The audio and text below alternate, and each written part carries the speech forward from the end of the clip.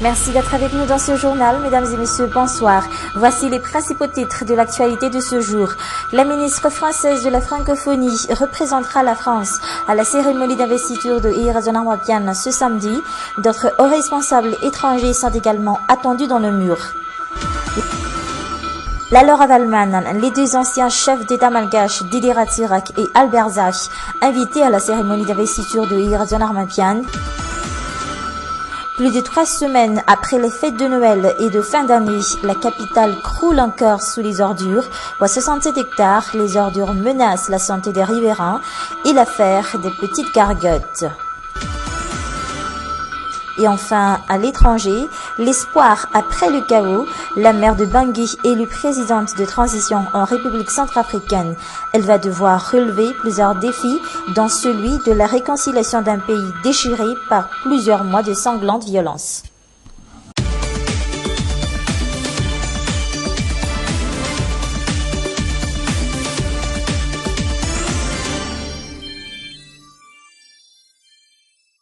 Voilà pour les titres. Bienvenue à vous tous. Plusieurs hauts responsables étrangers seront présents à Madagascar pour assister à la cérémonie d'investiture du nouveau président malgache ce samedi. Parmi eux, la ministre française de la francophonie ou encore le secrétaire général de la commission de l'océan Indien. Plus de précisions dans ce reportage de Mamba Okafechanian. Jean-Claude Delestrac, secrétaire général de la Commission de l'océan Indien, a été le premier à annoncer sa participation à la cérémonie d'investiture du nouveau président malgache ce samedi. La COI qui n'a jamais écarté la Grande Île malgré la crise politique. La ministre française déléguée chargée de la francophonie, Yamina Benguigui, est également attendue dans nos murs. Elle représentera la France à cette cérémonie d'investiture, selon les informations émanant de l'ambassade de France à Madagascar. Le président namibien sera aussi présent selon le communiqué du bureau de liaison de la SADC à Madagascar. Ce dernier qui est actuellement le président en exercice de la SADC, mais avant la cérémonie de samedi, le président namibien Hifikepunye Pohamba assistera d'abord à la passation de pouvoir entre le président de la transition et le nouveau chef d'État prévu pour ce vendredi. D'autres chefs d'État africains pourront également faire le déplacement pour cet événement, selon une source diplomatique, entre autres le président sud-africain Jacob Zuma, lui qui a contribué au dénouement de la crise malgache. Et en parlant toujours d'investiture, Irazona Mwapian, le nouveau président malgache, a été aperçu ce matin du côté d'Ambuida, au siège de la Cour électorale spéciale. Il sortait d'une réunion avec le président de la Cour spéciale, du ministre de l'Intérieur et de certains conseillers à la présidence. Réunion qui a duré des heures entières et entre dans le cadre des préparatifs de l'événement. Ont été abordés au cours de cette réunion la confection de la liste des invités ou encore les derniers préparatifs de la cérémonie d'investiture. C'est maintenant confirmé, la cérémonie aura bel et bien lieu au stade de Mames et le grand public y est ainsi invité. On a aussi appris que la Laura Valman et les ex-candidats à la présidentielle ont été invités à y assister, tout comme les deux anciens chefs d'État malgaches, entre autres l'amiral Didi Ratsirak et le professeur Albert Zach. Mais en attendant la prise de fonction du nouveau président, quel est son statut? Nous avons posé la question à un constitutionnaliste et d'après ses explications, le nouveau président ne prend aucune décision au nom de l'État qu'après son investiture. Quelles pourraient être ses premières missions après sa prise de fonction? Des éléments de réponse dans ce reportage de Armi Saragoudbe et de Nzaran Djansou. Jusqu'à samedi, date à laquelle il prêtera serment, Irazona Mwapian porte le statut de président élu d'après la loi. Il ne peut en aucun cas prendre des décisions au nom de l'État malgache. Cependant, il pourra déjà gérer certaines affaires politiques.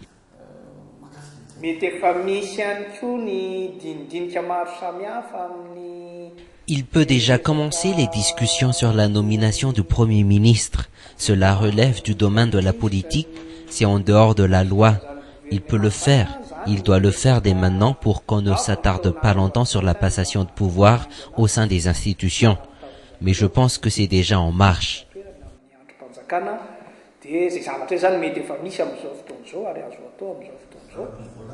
Combien de temps après sa prestation de serment nommera-t-il son Premier ministre? Si l'on se réfère à l'histoire de Madagascar, cela ne devrait pas durer longtemps. Certains analystes politiques voient dans ces tractations en vue de la nomination d'un chef de gouvernement la première mission du nouveau président. Parmi les priorités du nouveau président sera la réunion avec les membres du gouvernement, au cours de laquelle il donnera toutes les consignes pour la gestion du pays dans un délai très court avant la mise en place du nouveau gouvernement. On ne peut pas laisser le pays dans un vide institutionnel. Selon la constitution malgache, le nouveau président élu entre officiellement en fonction tout de suite après sa prestation de serment. Et en parlant toujours de nouvelles présidences, mais cette fois-ci dans l'enseignement supérieur, le nouveau président de l'Office du baccalauréat est entré en fonction depuis ce matin. Parmi ses priorités, l'accélération du traitement des résultats du baccalauréat et l'amélioration de l'organisation de ses examens. Et cette année, on a appris aussi que le droit d'inscription connaîtra une hausse de 20%, les inscriptions au baccalauréat qui vont débuter ce lundi. Les nouveaux bacheliers sont encore dans l'attente de la nouvelle rentrée universitaire, 2 mois pour les universités publiques. Depuis les examens du baccalauréat, plus de 6 mois se sont déjà écoulés. Que font-ils pour occuper leur journée? Une enquête réalisée par Hélène Muriel et Yves Chanel. Un de ses 2 amis viennent de décrocher le diplôme de baccalauréat. Ne sachant pas trop quelle filière choisir pour la suite du cursus, ils ont décidé de voir un peu ce qui se passe en Katsu. Après avoir échoué à son premier concours, un a décidé de suivre d'autres cours pour passer les 5 derniers mois. J'ai eu mon bac l'année dernière. J'ai voulu suivre des études en géographie, mais j'ai échoué au concours d'entrée. Du coup, j'ai suivi des études d'anglais. Puis je voulais entrer dans les universités privées, mais les frais d'études sont très chers. On ne peut se reposer que sur les universités publiques. Maîtriser l'anglais est pour moi un véritable atout qui pourrait ne rien avoir avec la géographie. Avec son diplôme de bac série scientifique, Antonio multiplie les petits boulots pour tuer le temps en attendant la date des concours universitaires. J'ai décidé de travailler un peu. J'ai fait de la maintenance en informatique pour des particuliers.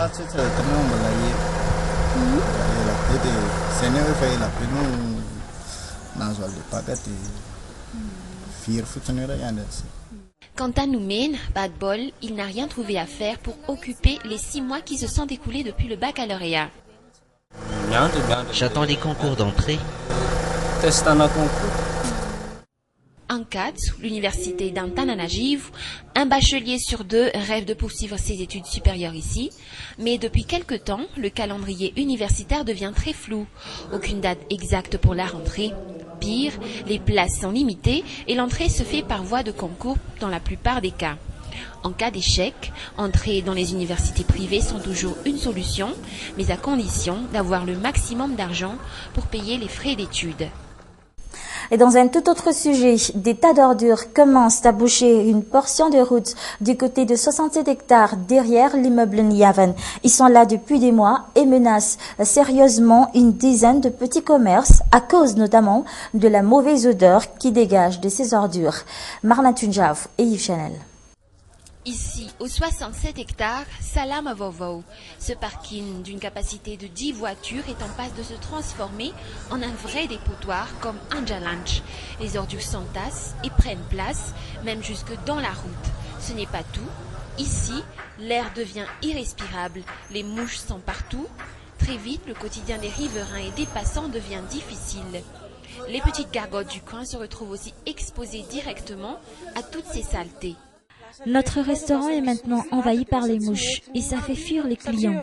La dernière fois qu'ils sont passés ici pour ramasser ces ordures, c'était avant le nouvel an.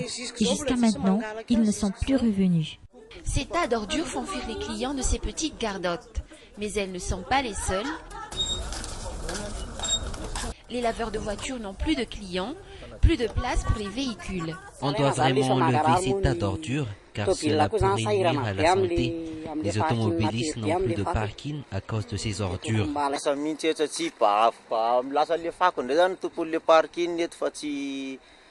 Il n'y a plus de voitures à laver car les propriétaires ne savent plus où se garer. Pour résoudre ce problème d'ordures, les responsables du quartier ont dû payer les ouvriers pour enlever ces tas d'ordures, une solution provisoire. L'enlèvement des ordures qui, en temps normal, est le travail du SAMVA et de la commune urbaine d'Antananarivo. Mesdames et messieurs, c'est la fin de ce journal. Merci à vous de l'avoir suivi jusqu'à la fin. Excellente suite de programme sur nos antennes. Au revoir.